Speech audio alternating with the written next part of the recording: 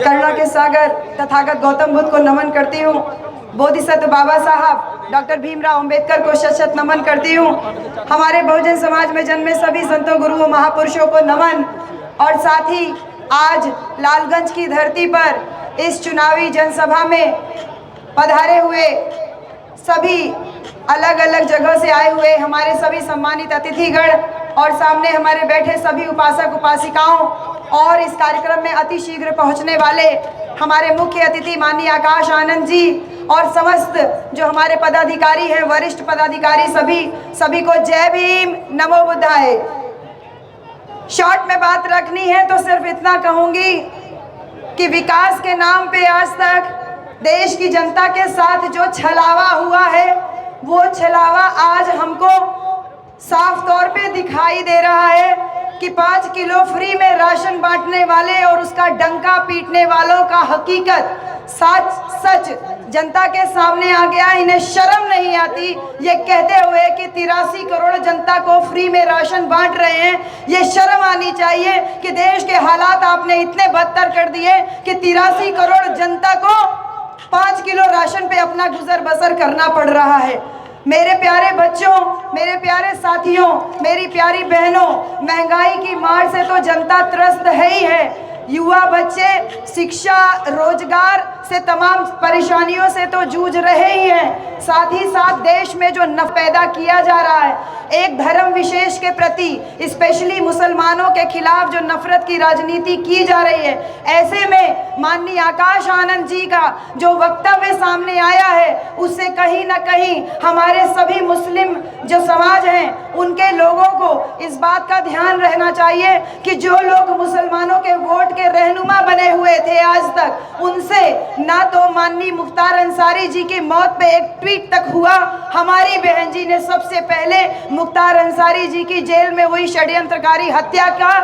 की निष्पक्ष जांच की मांग की और साथ ही साथ अभी कुछ ही दिन पहले माननीय आकाश आनंद जी जो हमारे राष्ट्रीय कोऑर्डिनेटर साहब हैं, आपने एक इंटरव्यू के दौरान ये कहा कि मंदिर बन गया बहुत अच्छी बात है, लेकिन जिस दिन बाबरी मस्जिद बनेगी उस दिन सबसे पहले अगर आगे कोई खड़ा होगा तो बहुजन समाज पार्टी का ये सिपाही खड़ा होगा। ये देख लीजिए नफरत की राजनीति करने वालों के लिए कितना करारा तमाचा है कि एक नौजवान जो पूरी तरीके से बहुजन वैचारिकी से लैस है, उसके दिमाग में पूरा खाका खींचा हुआ है बहुजन महापुरुषों की विचारधारा का। ऐसे में सभी मुसलमान साथियों से अनुरोध है कि आपको किसके साथ जाना है ये आपको तय करना है। जो नमाज भरी भीड़ में नमाज पढ़ने वालों पे लात चलाते हैं या फिर मणिपुर जैसी जगहों पे औरतों को नंगा करके घुमाते हैं, या तो जिस संस्थान से मैं आती हूँ IIT BHU से, BHU में बंदूक की नोक पे औरतों के साथ में जिस तरीके से जुल्म और जाति छात्राओं के साथ में हो रही है, आप उनके साथ में हैं। या फिर जो पहलवान लोग, जो हमारी महिला पहलवान लोगों ने जिस प्रकार से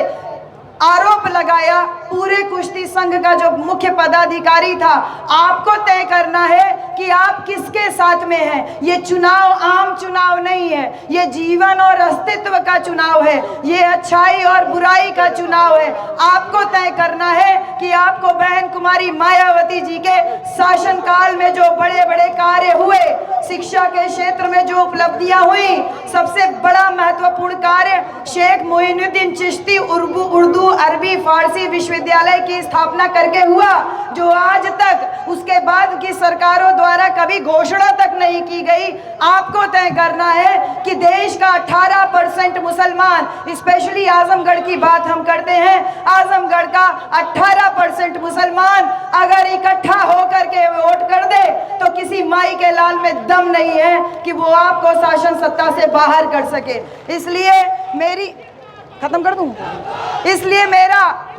मेरा आप सबसे विनती है, अनुरोध है कि बहन कुमारी मायावती जी पढ़ी लिखी थी तो उन्होंने degree college, medical college, engineering college, polytechnic college, ITI college, तमाम विश्वविद्यालय बनाए और फेक डिग्री यानी नकली डिग्री बनाने वालों ने केवल आज तक झूठ बोला। तो झूठ का पर्दाफाश हो चुका है और ये सच सामने आ गया है। चुनावी चंदे के नाम पे जो धन उगाही की गई, ये पता चल रहा कि देश की वर्तमान वित्त मंत्री के पतिदेव स्वयं कह रहे हैं कि इलेक्टोरल बॉन्ड घोटाला दुनिया का सबसे बड़ा घोटाला है। और माननीय बहन जी के साथ जब मेरी मुलाकात हुई 21 मार्च को, उन्होंने हमारे सामने साफ साफ तौर पे इन सारी बातों पे चर्चा किया और ये कहा कि अगर पूंजीपति लोगों से आप सहारा लोगे तो उनको आपको उनका इशारा मानना पड़ेगा। हमारी बहन जी ने अकेली ऐसी पार्टी है बहुजन समाज पार्टी जिसने किसी भी पूंजीपति धन्ना सेठ से 1 रुपया कभी चंदा नहीं लिया,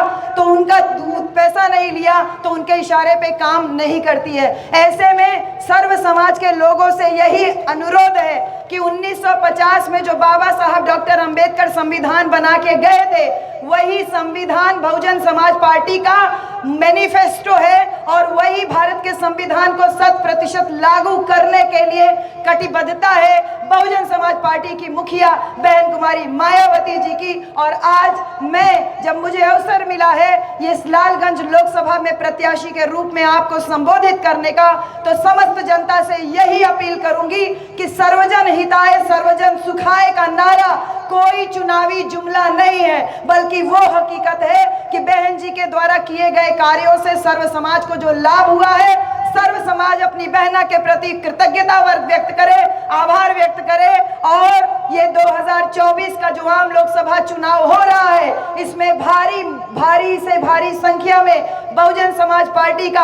हाथी के सामने वाला बटन दबा करके बहन कुमारी मायावती जी को पीएम बनाने का रास्ता साफ करे। इन्हीं सारी बातों के साथ में मैं ये बात और कहना चाहूंगी उन तमाम पिछड़े समाज के भाइयों से कि जो पिछड़े समाज की बात हमारे माननीय लोहिया जी कहते थे कि मेरी पार्टी ही मेरा परिवार है, लेकिन मुसलमानों के रहनुमा बने रहने वाले लोगों ने ये कह दिया कि मेरा परिवार ही मेरी पार्टी है। इसलिए सावधान हो जाइए, ऐसे तमाम पीडीए के रूप में जुमले जो आपके बीच में पहुंचाए जा रहे हैं, एक भी मुसलमान को राज्यसभा भेजने का साहस नहीं हुआ। मुसलमानों के खिलाफ हो रहे अत्याचार के खिलाफ बोलने का किसी के अंदर साहस नहीं है